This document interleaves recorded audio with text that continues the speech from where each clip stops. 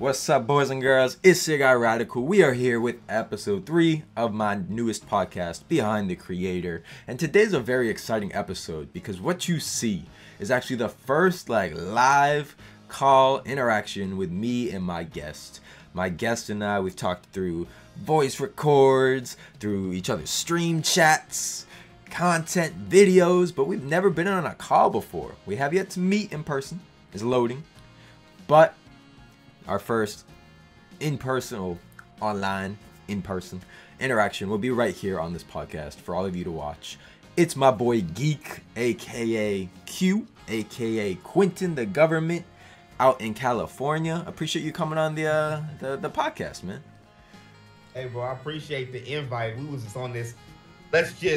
I love the spontaneity because I love that decisiveness. So I was like that too. Like, let's just do it. Mm-hmm. And you're like, I don't prep, I just go. And you told me the vibe and the setup that you just wanted to be casual. I'm like, bro, that's my thing. Like, I actually like pre-recorded shit more than I like live shit. Mm-hmm. Believe it or not, even though I do Twitch and I do stream, but you can control it. Maybe it's the Aries, maybe it's the only child in me, but I like the puppeteer shit. Remember that NSYNC? I love the puppeteer. Yes, sir. Yes, sir. He's pulling it out. But hey, man, I love the energy, so I appreciate you coming on. I also love the setup. I do just gotta point that out real quick. Like, if you guys are watching the visual here on YouTube, like, this man got the lights. He in the holiday spirit. Came with that energy today. But let me stop buttering you up and ask you an actual question. So, my boy, I like butter. You know, it's good for me. Facts. I hear you. I ain't the best eater either. But I'm over here on the East Coast. Grew up here in Boston, close to New York City. We got some cool shit. But you are out there on the West Coast in the hub, bro. Out there in LA. Like, y'all just had the Game Awards not too long ago. Y'all be getting them Los Angeles Lakers. Y'all be getting E3, Anime Expo, you name it. All these events. What's it been like just growing up as a West Coast guy, growing up, in LA, like living out there, and what's life been like? Misconception. It's two narratives about LA. It's either it's gangs and it's the hood and it's Hollywood. And as a native, and I've moved around in my tenure, I went and lived in the Bay, which is a whole different dynamic. I've lived in Central California. The furthest I've been, I was dating somebody back in my day. A little bit of tea. I did something with it. It was web TV. Before you could have everybody had a personal computer, and web TV was basically like how you do with Google Stadia, but it would hook up to your phone line, and you would be able to use a remote control and be on the internet. So I met somebody. We talked for a year. I was doing online dating before many of the folks that we talking to was born. Not dating myself, but I'm also saying that, it's been around for a minute, but that's the furthest I've been to the east is of all places is Delaware, Ohio. But that's out there.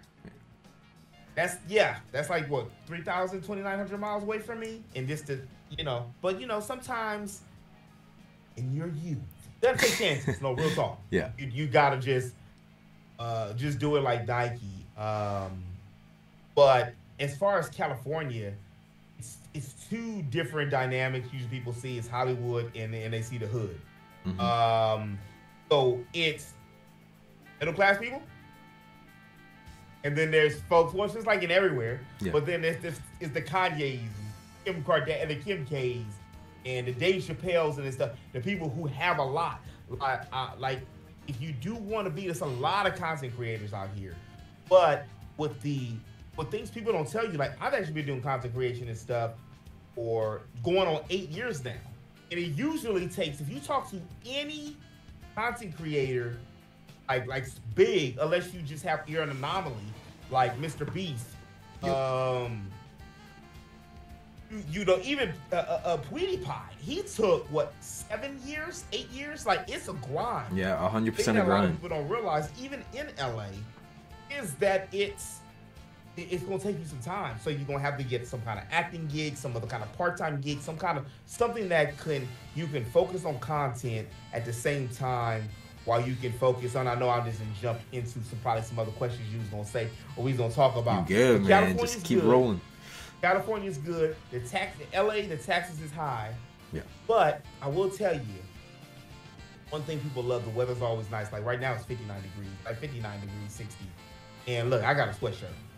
I'm tropical people. Yeah. Like if you in California or Florida, I'm tropical people. Like if it was 52 degrees last night and my black ass was cold. I put on the onesie. My mama got me a Doctor Who onesie 3 years ago. Like I ain't gonna use this. I put it on. It's cold. In the 50s. 52 degrees is cold. It ain't even snowing. Oof. Have you ever seen snow in Cali? Close to Hollywood. Is like snow in Cali is not a thing, right? Twice. Oh, twice. Okay. It's an anomaly. No. San Bernardino once, it was only like 3 or 4 like flakes. It wasn't nothing like inches on the ground. And is that like the end of the world? Like, are people like freaking out? They're like, oh my God, it's snow. Well, people are freaking out because well, anything to be honest, which is the end of the world. Yeah. If you want, honestly, it's so much stuff that's going on that anybody that's over a certain threshold or mindset is gonna say, yeah, that's the end of the world. You know, my thing with that is, my mom's a baby boomer. My mom was born y'all ain't gonna meet my mama, so I can talk about my mama, but she was born in 53, so she's a baby boomer. My grandfather just turned 98, her father. Wow. So he was in on the 29th. So that's one of the reasons I moved back to LA, because I was in the Bay Area. Yep. The Bay Area is similar to LA, but it's different. Like more people are like the people in LA are more to be noticed and be entertainers. Mm-hmm. That's why most content creators like Dashi's out here, Andre the Black Nerd's out here, TBH the Black Hokage moved out here when he was going to G4. A lot of people, because like you said, they just at the Peacock Center. It's like 8-10 miles away from you. Yeah. But the Peacock Center is out here where they did the award show. It's because back in the 20s, and no, I'm not that old, but I'm a historian. And back in the 20s, Hollywood was renowned, and it's still kind of just stuck with it all those years. And then if you wanted to make it, you would go to Hollywood. The weather's good, and then that's where they have most of the big, production studios and stuff. Yeah. So it still has that claim to fame, if you want to say that. Also, Universal Studios is out here. Disneyland is out here. It's a lot of, and again, the weather is good. Yeah. So and that's the main thing that makes it, because it could be the same thing as any other city. Like that's what, like New York's gonna be New York. You already know. You're from Boston, so you already know. It don't matter what Boston do. New York's New York. Yeah. And that's even with, and LA's number 2. Yeah. 100%. But I always find I get along with a lot of people from New York. And not saying I don't get along with people from Boston, just when it comes to sports. Yeah, that's true. A lot of disagreements there. But, okay, so LA, you talk about all these creators being there. Clearly some of the higher up creators. But do you feel like being in LA is a good, like, is there opportunity as a smaller creator? Like, does it really have any influence? Or like, nah, you're just a creator that coincidentally happens to live in LA. Like, how much of an influence does that have? I feel it, well, because I'm a native, that's kind of hard for me to, I moved back because of my family. Yeah. They were getting older. My mom's a baby boomer, and my grandfather is the best generation. Yeah. So I moved back in like 2010 because of those reasons. Like, they getting older, and I want to be closer to them, even though the Bay Area wasn't that far. But as a smaller creator, I think that LA is like this. LA and New York especially, and I haven't been to New York yet. But LA and New York, from me knowing and talking to people from New York, and it's like or from another big city, it's like that. If you can make it in the big city, you can make it. And the big city is like that do or die type thing. It's gonna test your mettle. If you come out here, you're gonna have to hustle. You're gonna have to, like, I have multiple hustles in order to do certain things, to do other things, because LA is expensive. You're paying for the weather through the taxes and stuff. So it is a benefit, but it's also how you go about it. You know, it's how you go about it. Like, if anybody was just like, say they was from a small town, they were coming 20 years old. I'm gonna just give a number, 20 years old, or 18, 19, 20. And they're from a small town, they just wanted to chance it. Get a roommate, just work a job, and just try it. You know, at least you have that experience. Go back home. You're young. You know, do it. Yeah. Because that's what I would say with it, that it can be. And the best time to make content is when you're 18, 19, 20 to 25. Typically, people don't have kids, they're not married, they don't have social obligations, things. You're still just paying off student loans and stuff at that time. So you have more time to sit and make, like, one of my favorite content creators, Ray William Johnson. I don't know if you guys remember Equal 3 from a long time ago. He started like in college, and me and him are the same age. You know, so he's out here doing it. He lives in LA. Yep. But it does have opportunities. Like, for me, I talk to a lot of people, and I've met some people, but I don't want to be that dude. And I've had people, and I'm a smaller creator, a drop of water in the ocean, in the hindsight of things. But I've had people come up to me to want to, like, absorb my energy, or, you know, try to get over on me because I'm a little bigger than them, kind of thing. Yeah. In order to push their narrative. And you can I've seen it. Yeah. And sometimes I'll be sitting there thinking, like, damn, maybe I should have said something more to that person when I seen them at this convention, or pushed up. But I don't want to be that guy. And by me being, you know, a certain age, and it's not so much the age, but it's the maturity or the wherewithal. Well, I don't want to do that to somebody, or somebody to think that I'm just, like, dealing with them for your own self-growth, like intent, just to get growth. Yeah. And I've seen it happen, and it feels nasty and disingenuous. But it is possibilities. But honestly, it's that I think that it's not just California, it's not just LA, it's everywhere. The main thing about LA is the weather, the women, and you can get discovered but you got to put that work in. Like, LA is one of these cities, like, we lead America in homelessness. So it's easy to be homeless real quick. Like, it does not give a shit about you. It's too many people out here. It's Mexicans, it's Asians, it's black folks, there's Jewish people, there's white folks, there's everybody. There's transgenders, there's gays, there's everything out here in one big area. So everybody's out here doing their own hustle. Either you selling weed, you selling content, you out here selling that. Whatever you out here doing. Like, seriously, it moves fast. Yeah. I have a homie that was from Fresno, and Fresno is Central Valley. It's like 100, 200 miles away from here. I went to high school not too far from them. My mom and them wanted me to go to high school. She moved us to the valley because she was a single parent. And at the time I was living in South Central LA during the Dr. Dre Chronic, the first Chronic album times, the LA Riots, 1992 times. I was like 10 years old, 19 years old. So she was like, I'm getting up, I'm moving, because you're going to get to a situation I'm not going to be able to control the situation. Yeah. I'm going to be peer pressured. You are your environment. And I had friends and things there at the time, but I understood later on in life why she did what she did. But Fresno is kind of like literally tumbleweeds, you know, go through it. So California is it's a whole together different type of. California is a whole country in itself, really. Yeah. Even the economy is a whole country itself. So that's why it's so much opportunity, but it's easy to get wrapped up because of the cost of living and stuff is so high and things move so fast. And I've had friends from Fresno and other places that don't want to visit here because it moves too fast. Yeah. It's too much going on. And it's easy for someone, I don't want to say a bumpkin, but it's easy for, if you don't have a plan or a situation, you can get, and if you, look, I'm gonna say it like this, I've seen it happen. It happened to me once, and, you know, I'm gonna be a man about it, admit it. You know, you gotta, you know, make sure it's hard to, you better either get a woman here, or if you outsource it and you bring in somebody here, bring them straight to you. If they come out to LA and never been to LA, it could be a wrap for you, because it's so much opportunity. So what? It's a smorgasbord. You go down the street, whatever you want. Yeah. Kind of how it is. Seriously, yeah. There's so much stuff.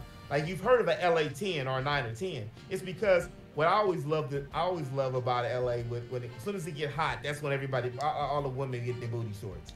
That's when really? It, like the skirts and the shorts come out. And what I mean by hot, like 69 degrees, 70. Like I'm like, hey, that's crazy. You already got the shorts out. That's how I go.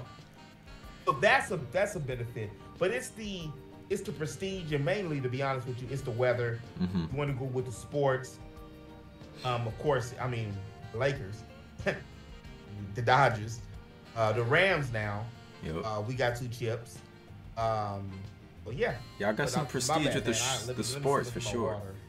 No, you're good. Like that's like I said earlier. Like I loved when I first, met you online and was watching your content. I just love your passion and just the rants. Like you can just go off and keep going and going. Like you always got something to say, and that's why I wanted you on. Talk away, bro. Talk away. Don't be sorry.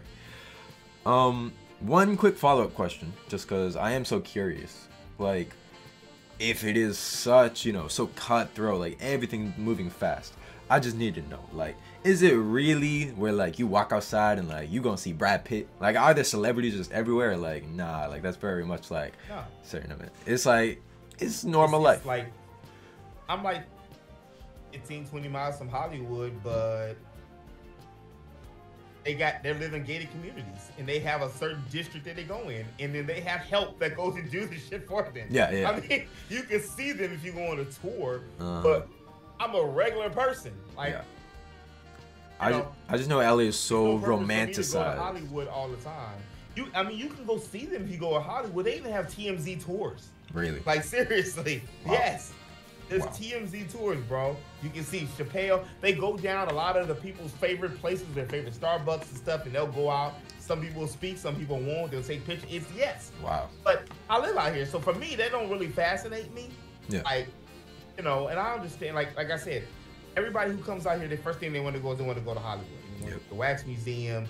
They want to, go to the things, because those are landmarks. Yeah. Hollywood actually tried. I think it was like 4 or 5 years ago. They wanted to branch away from LA and become their own city.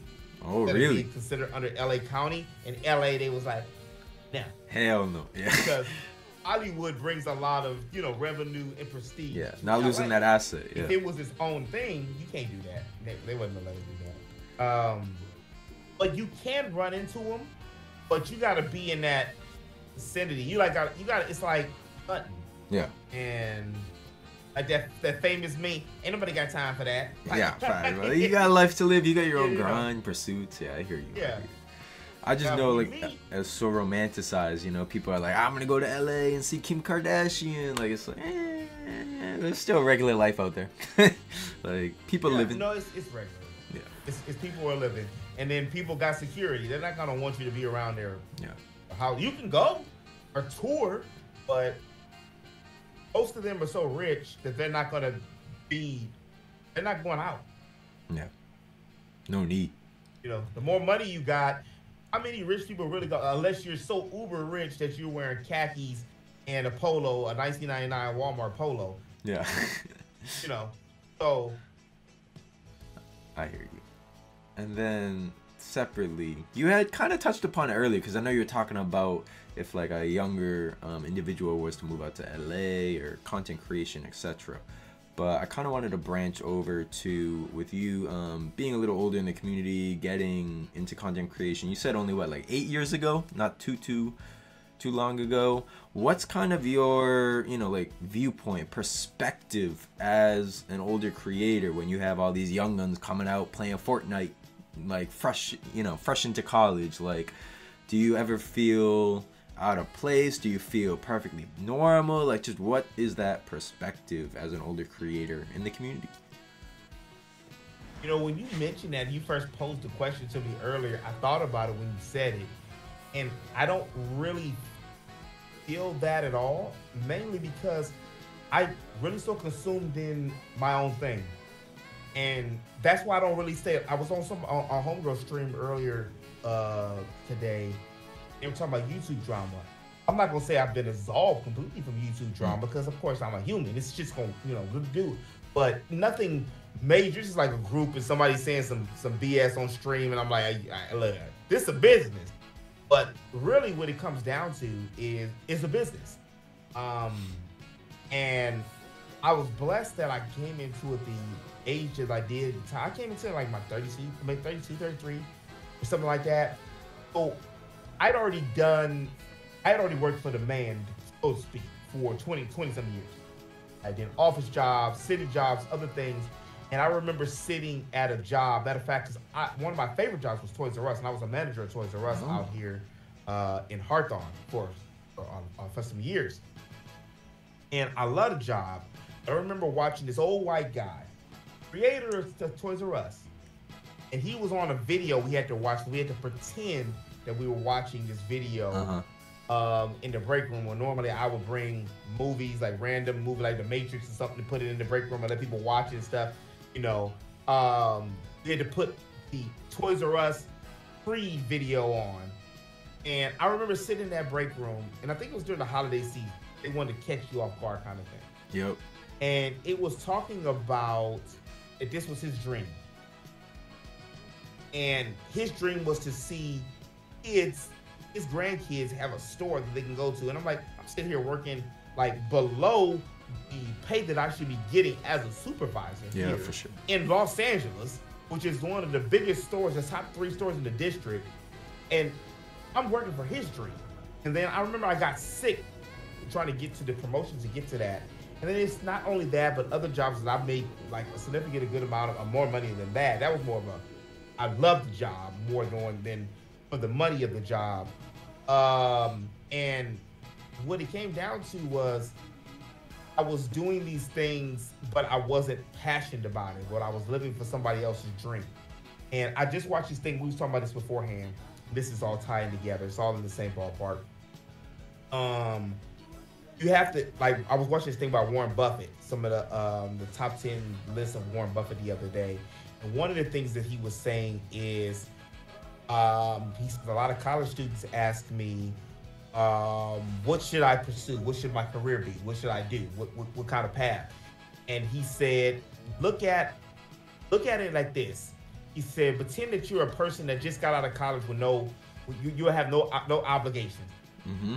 If you didn't have to get paid, what passion would you do? And that's what you should do.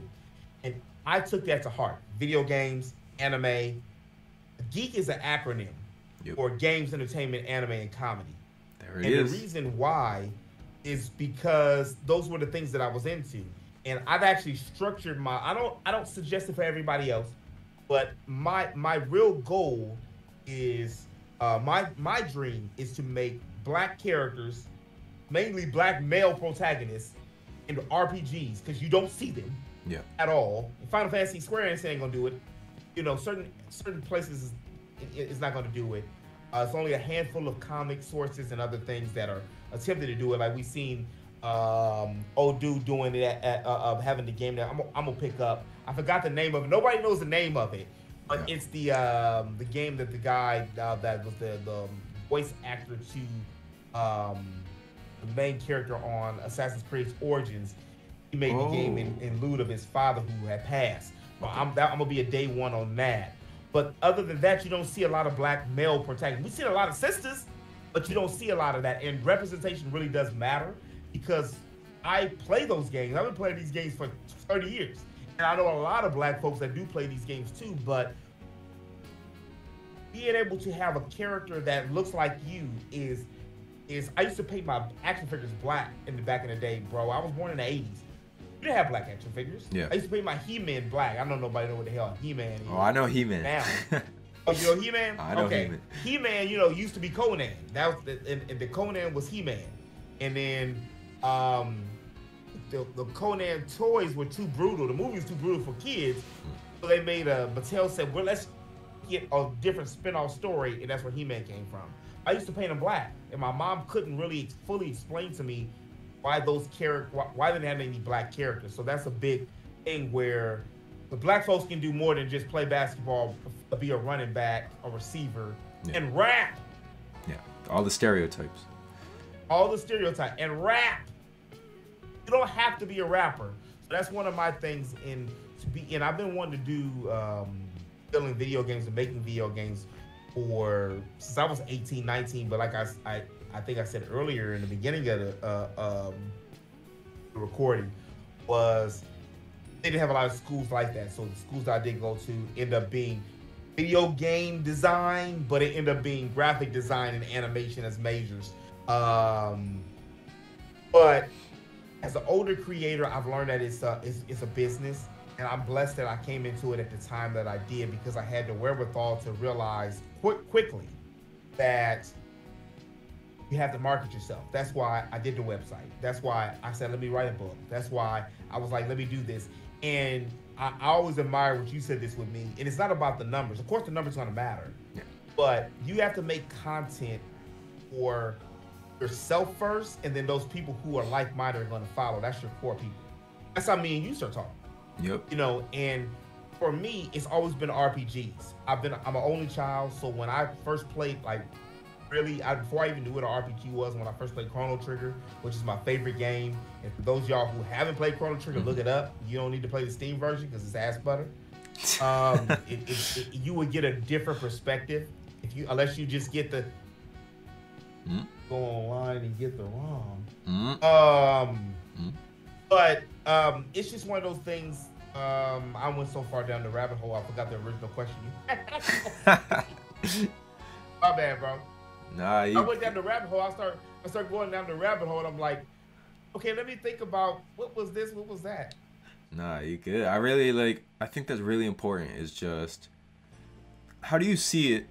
So back in the 80s, no representation at all. Do you feel like there is that positive trend? Like, are we going in the right direction, or we're still just not there yet? Like, at least when it comes to gaming, entertainment, anime. Well, we're definitely not there with gaming and entertainment. Entertainment more so, but gaming, we're definitely not there. Gaming is, it's changed. When I was in college for it, it was a 98% Asian market and 2% white, and like 1%, I think like a 0.2% black people. I remember my teacher at the time, and my animation teacher, he was a light-skinned Jamaican dude. He said, what was his word? He always had a phrase. It was like a clever phrase, but it was so simple.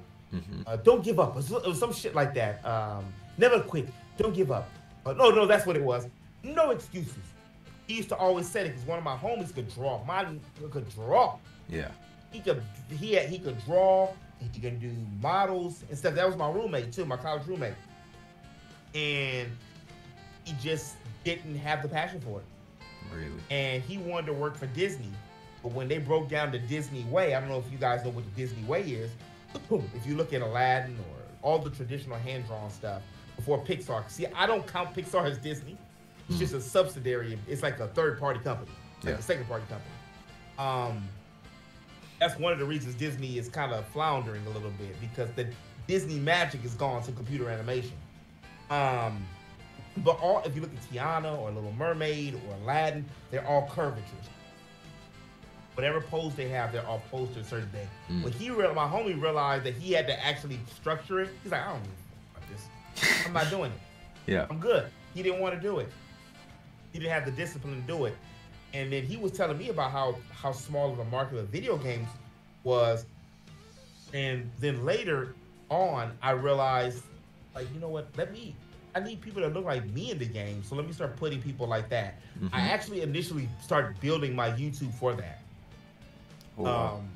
And only recently, this year mainly, is when I start on Twitch making my game, because I was like, I wanted to get some kind of form of notoriety to promote my game. So people will say, hey, I know Geek. I know this dude. Yeah. So I'll buy his book. I'll support his game. I'll play the demo. I'll share it. But that was what the whole idea was. But 7 years later, I look up and I was like, well, still haven't done the game, and time is passing. So let me start just doing it. Even if I got to structure my whole Twitch to do it. Yep. And believe it or not, I get a lot of feedback, more than when I play like some Mario Kart or something like that. Which, nothing wrong with Mario Kart, but it's killing two birds with one stone. Yeah, for sure. No, I like that approach. Definitely building up the notoriety, or notoriety. I believe that's how you pronounce it. But then, you know, it leads to those other projects kind of just getting a little, they'll have a foundation because there's already going to be people that want to check that shit out. And honestly, I forgot about it, but personally, I even just wanted to ask, even like off the podcast, off the record, like your book. Like I feel like that's like a big, you know, that's something that a lot of people want to do. They want to write an autobiography. They want to write a book. You did that. You finished it. That thing got a cover. That thing got a title. That thing's published. How did that all like come to be? Like, what was the inspiration? And just, you know, if you could speak upon the book itself a little bit. Hey, I appreciate it. Where's my book? And I remember talking to you, and you said you don't promote it enough. Ask me about it. To be honest, I felt a certain kind of way because it was more of a personal project. It was Hood Tales. There it is. I was working at a city job in San Jose. I was making really good money. You know, when you start got to pay taxes back, out of money. But I was not too much older than you, bro. That's why I'm able to be like, hey, when you say something, I was like, hey, live your life, homie, live your life. And I was making good money, had my own little spot in San Jose. I had weed, women, drink, everything you need. Whips. I was doing it. And that's what made me say I wanted to come back to my family, you know. And I took the hit because I took the financial hit, but that's where it comes to the maturity of what the mindset, what you want to do. But the book came about because I was sitting there, I was making good money, but I was working labor. I'm sitting there busting my ass, and I remember we used to have to go clean up behind homeless people or other people, and I used to be a pressure washer, and I used to be a heavy machine operator. So, you know, I got good pay, but I was doing some old manual labor, shitty, you know, job. Yeah. And I wasn't trying to be cocky, but I was like, I'm smarter than this. Like, what am I doing? Yeah. You know, knew your worth. I have dreams and aspirations for something else. I don't want to do this. So what I would start doing, I always used to carry a notebook in the back of my pocket, and I would just write. And life happened. Relationships, other jobs, and just life happened. So I was at another job working with adults with disabilities, and I used to just sit and write nursery rhymes, because just like with my video game, is I had to put it in a thing. I had to take these, and I always suggest this to people. You can dream, but in order to achieve your dream, you have to actually make goals. You have to actually do those goals, you know, and like a checklist of things, or, you know, being able to see it tangibly. Okay, I made some kind of progress. Does help people, because it's like you're chipping away at something. You can.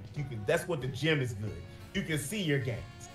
And I started just writing, and right around the time when I was doing YouTube, I still wanted to do the book, but anytime you write a book, it takes time.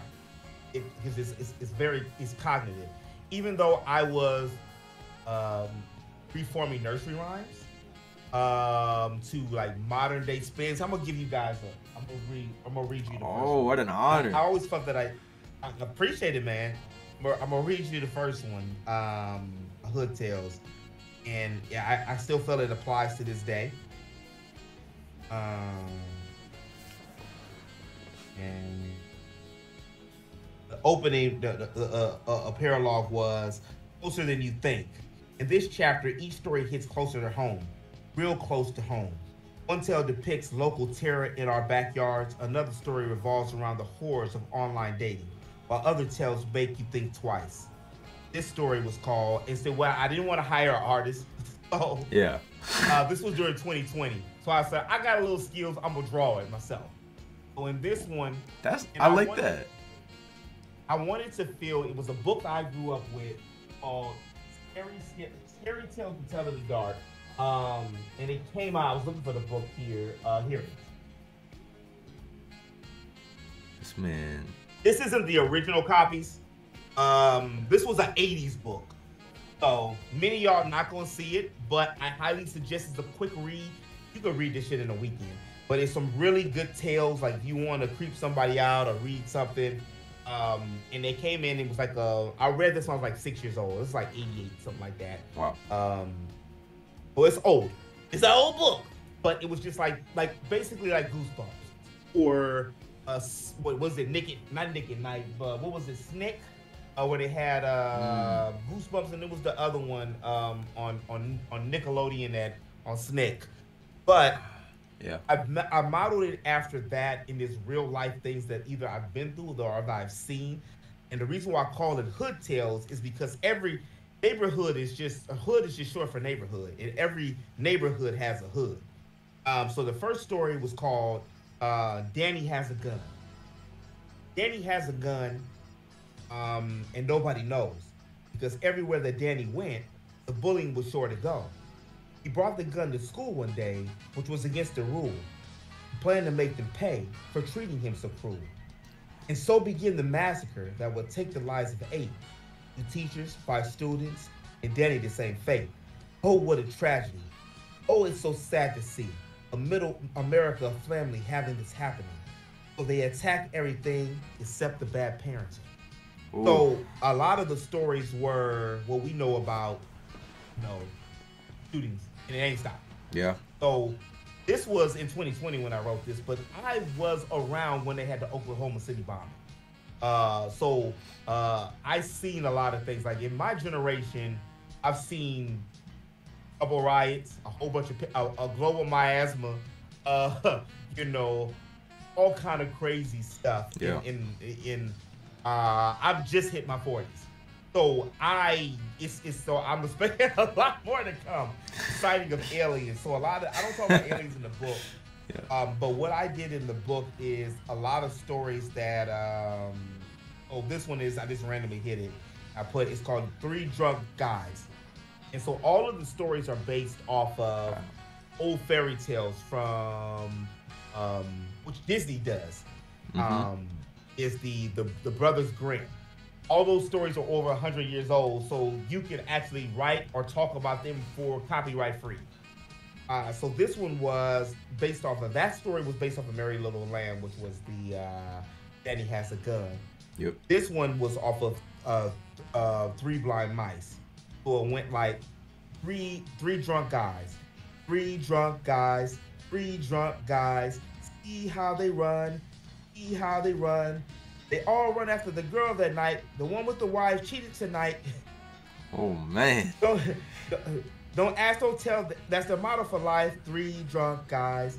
3 drunk guys. And I've been in that situation more than a few times. Damn. But ironically, that's why I said I think my book was a little too real, because the people who did read the book and purchased it, I got no feedback from it. And I honestly felt a certain kind of way, like, how do you feel? Do I go and ask the person, like, yeah, how do you like it? Like, of course, the people I let read the draft liked it, or they talked to me about it, but somebody that bought it and purchased it, and I was like, I think people had the misconception of thinking it was something else than it was, but they probably just didn't read the back of the book. Yeah. Which said it's real life tales. But that was one of my, just like the video game, was one of the things that I wanted to do. Because I had said and promised myself that I wanted to do. And it didn't do exactly what I wanted to do, but it's there. It's still on Lulu. It's on Amazon.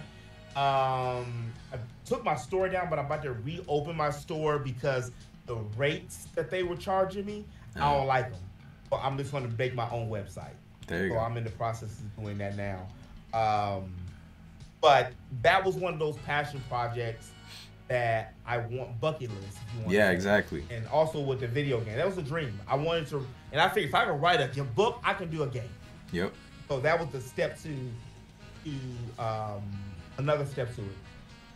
That's awesome. I mean, first off, I know you mentioned it. So Lulu, Amazon, like, where can viewers like access this book if they want to purchase it? You can go to lulu.com. That's like a free publishing site where you can where I post the book on. It's just Hood Tales, HOODALES, Hood Tales, like, fairy tales, but hood. Yep. And then it's also on Amazon. It was on my store. I'm gonna be putting it back on my store, and I'm gonna have my shirts up. This is actually one of my shirts too. Hey, yes, sir. The representation right there. You know, I don't have it up yet, but this, you know, maybe it's coming. Comes the video drop. Coming soon. Coming soon. Be there. I gotta re up. So I do have some designs and stuff that I want to do, but that's one of the things that I was to piggyback what you were saying earlier. If you want to make it not only in LA, but as a content creator, you gotta have other kind of gigs. You gotta have some other. I do eBay. I do a whole, but I do 80 hours of work, so I don't have to do the 40 hours of work. So you know, and it's investing in I started doing video editing for commission and stuff for hire, stuff again on Fiverr and doing freelance work because it's a business, and anything in life, relationships or jobs, you have to take that chance, but you also have to have. It's gonna take. This isn't. It's hard to say because I went to school with a lot. The reason why I don't seem the age I am too, I went to school with people that were younger than me, 10 years younger than me. And not only that, by me being the only child, and also by me not having kids and being married at the moment, I'm still in tune with the games that everybody's playing. Yeah. I don't play Fortnite. Yeah.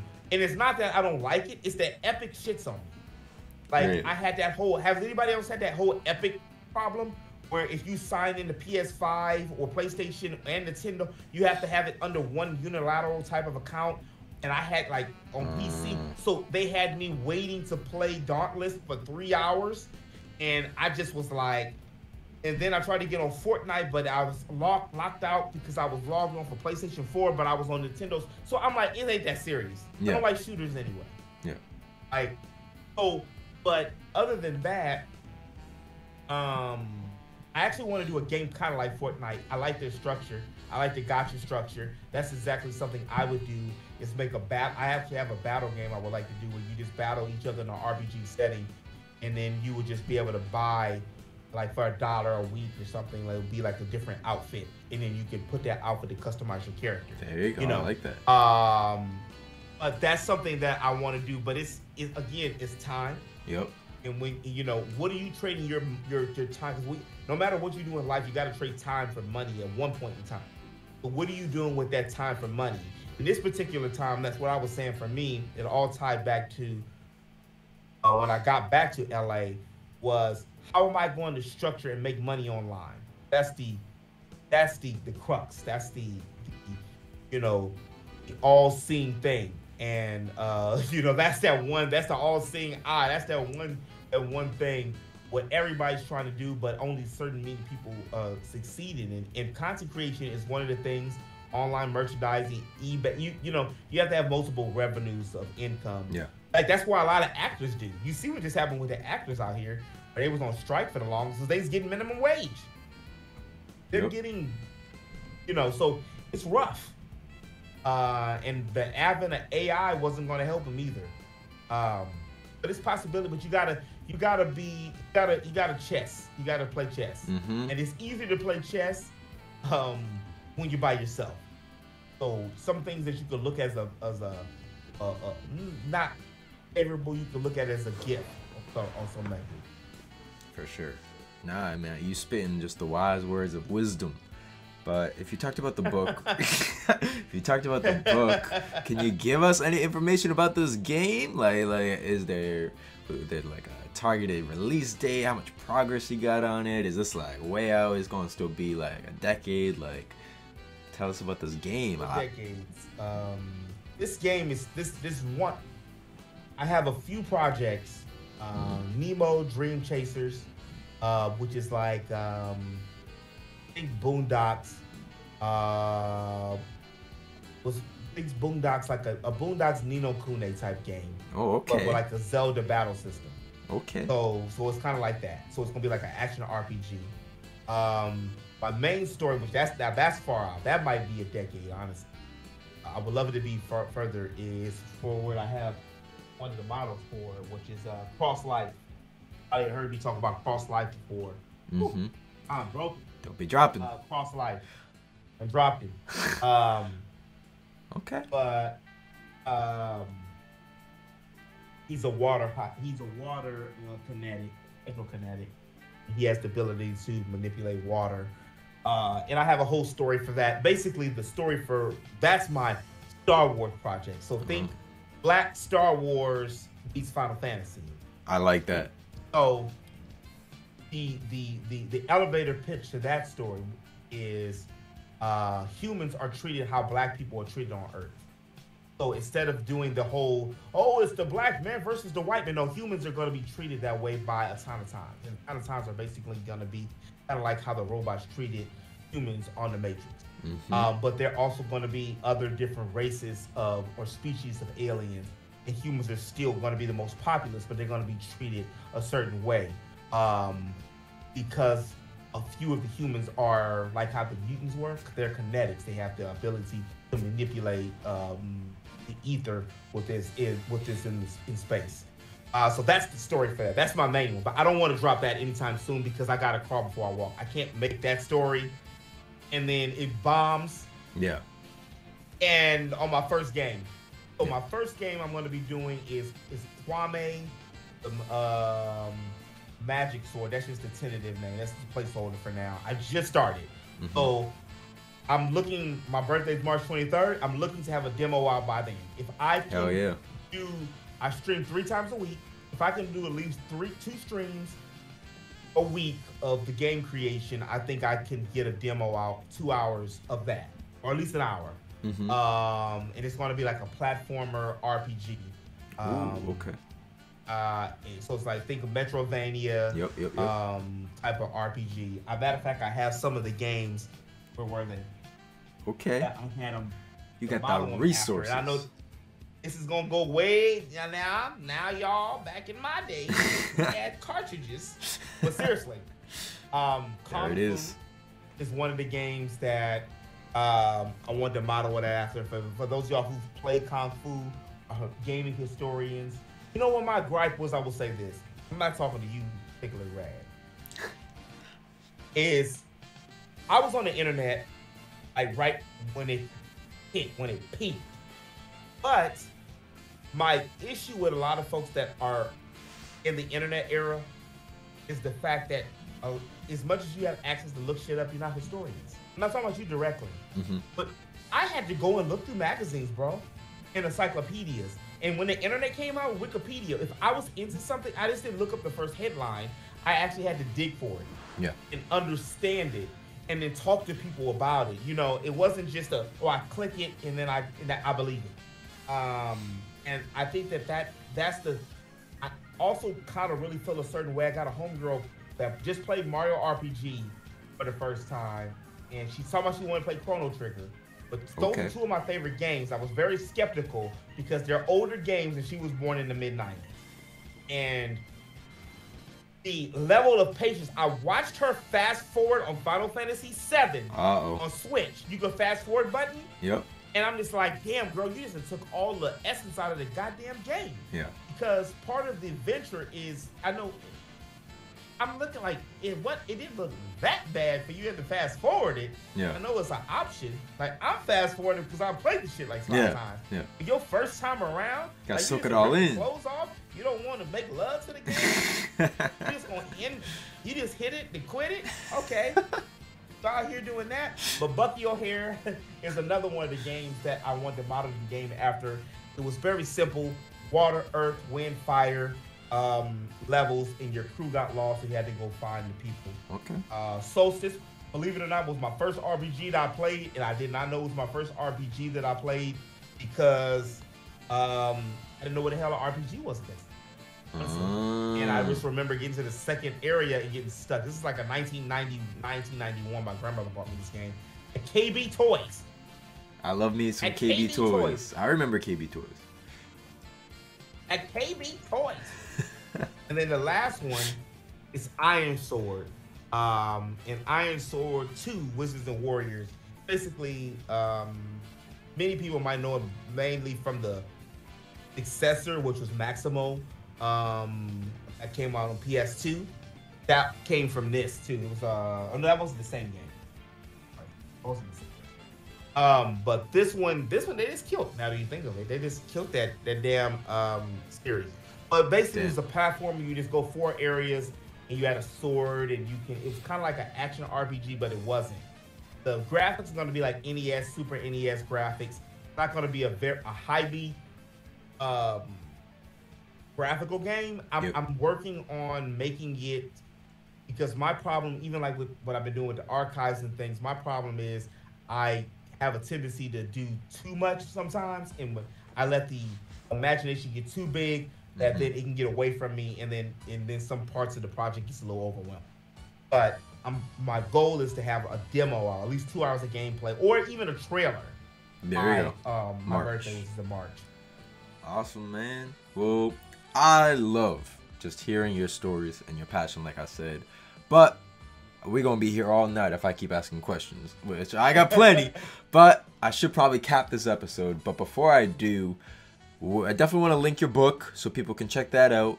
People definitely have to stay tuned for your game. People got to check out your content. It's constantly flowing. Where are just some of the best spots that, the viewers can check out, all the projects that you're working on? I will be remiss to mention. Ooh. I'm a little disappointed. You ain't said nothing. Oh. It's going on right now. Saturdays. Every Saturday, 5 p.m. PST to midnight. The Archives. And the Archives is one of my favorite projects. And probably the most project I put the most work in on my YouTube career. And honestly, I might be the most proud of that. It's because what I did is I cut 14 shows, 14 games: Chrono Cross, Live a Live, Final Fantasy 16, Final Fantasy Stranger of Paradise, Final Fantasy 16, there you go. Lost Odyssey, Tales of Arise, Star Ocean, Forspoken. What else? I'm missing a whole bunch of games in the middle. Fire Emblem, Triangle Strategy, Xenoblade Chronicles 3, and a couple more that I'm missing. And these are games that I've been playing over the last couple years since I got the idea in 2021. And I made my channel on every Saturday to basically be like right now where I can do other things. Is while we're recording, it's premiering. Yep. So it's running where I want it to be a live action show like Toonami. But I cut it in 30-minute intervals. Matter of fact, Gratitude and the boys over there at N10, I got some bumpers in for them as commercials, which will be info cards. And then it's another way to, regardless of age, regardless of gender or specifications or even species, we as creators, if you serious, like I really like to mess with people who are serious about it. Yeah. Because a lot of people who don't realize the work that goes into it is, I can't really. It's not that I can't deal with you, but I can only put you on a certain level, and that's mainly because you're not taking it seriously. Like while I'm sitting here busting my ass to because I see the business aspects in it. Yeah. You're playing. You just want to play.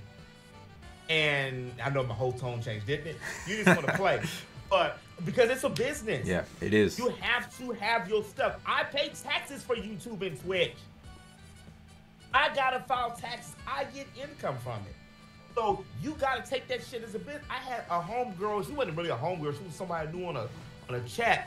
On a stream. I'm not calling her out by name, but she out here talking about slurping some dude live on my screen when someone's all playing on Discord. Nah. And I'm like trying to flip for my button. Like, shit, this girl does not realize Geek is a brand. Yeah. If somebody I get sponsors or working. If somebody comes in and hears this girl talking about drinking, what? Yeah, yeah.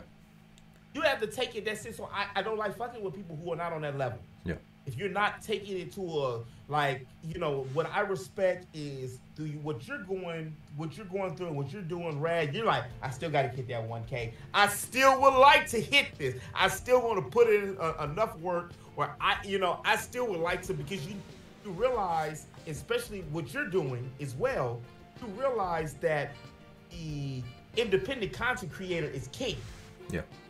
The ability to be able to control your own destiny is what we all want. That's what being an American is. I'm not you're preaching, But that's what the dream is. 100%. It's not so much about how much money you make. It's about being able to wake up every day. I love talking about games and anime and getting in debates with people about sports. If I could incorporate sports into my other stuff, I would. But for whatever reason, 90% of the people who are into sports are not into the other stuff that I'm into, and vice versa. So it's only a handful of people, maybe 3, I can talk to about Naruto and, you know, who won the Super Bowl, as well as, do you actually like women? And I'm not talking about, are you gay? I'm talking about, do you actually like women and you ain't a bitch to talk to them? Like I can actually, because if you hanging around folks that can't pull no chicks, you might want to be around them, because they gonna take your chick, or they gonna act weird around your chick. Watch. There you go. This is a little grown man advice for you. They gonna be, if you dealing with people who can't get no female, when a female comes, they're gonna be doing out the break. They gonna do the extra. Watch. You don't believe me? Watch it. I'm not just talking to you, Rad. Listen to this man. I'm listening. I'm listening. I got them earbuds in. I tell you now, boy. I tell you what. but I'm gonna wrap it up for real. The archives is one of my passion projects. It's going on right now. It's every Saturday. I took a 3-4 month hiatus to work on it. I'm very proud of it. Commercials, bumpers. It looks like a show. You don't have to play the RPGs. I did for you. And you can watch the story and the plot once a week like you do your favorite anime. And when I grew up in the 80s and 90s, and even in the early 2000s, remember Saturday mornings was that shit. We look forward to Snick at night. We look forward to watching Toonami at night. We look forward to early morning Saturday cartoons. So that's one of the things and that feeling that I wanted to bring back. But you can find me under The Geek Show everywhere. That's Instagram, that's YouTube, that's Twitch, that's TikTok, which is kind of like the same content. Geek Stop is coming soon. The Geek Show website is in construction. I'm sure I'm gonna be back. I appreciate you inviting me on, Rad. I feel like, you know, I'm not used to being interviewed. I had to. Yeah, so you had some poignant questions. So I do appreciate it, bro. When I do some geek talk, I'm definitely gonna have you on. I appreciate again being part of. I was part of the radical news, the Rad News. Yes, sir. Way back. You already know. You already know. Oh shit. I appreciate the invite. You know, we got Shohei Ohtani, so. All right. Now he's going too far. He's going too far now. Leave it at that. Leave it at that. All right. In all seriousness, you know, check out the archives. That is actually a very serious project. I swear I was gonna bring it up. I swear. But you know, the archives, I think, you know, that's something that nobody's doing. That's unique. Like, I think that as a small creator, that's key, is doing some unique shit. And then, like you said, check them out on all the socials. I'll be linking Geek down in the description. Thank you guys for watching episode 3 of Behind the Creator. Hopefully you learned a little bit more, not only about Geek, but about the man himself, Q, Quentin, whatever you want to refer to him as. Check out his shit. And until episode 4, that's all I got. So stay radical. You got a little outro that you usually do for the end of the content. You got a little catchphrase. Oh, we doing the radical. Okay, I like that. All right, have a good night, everybody. Peace out.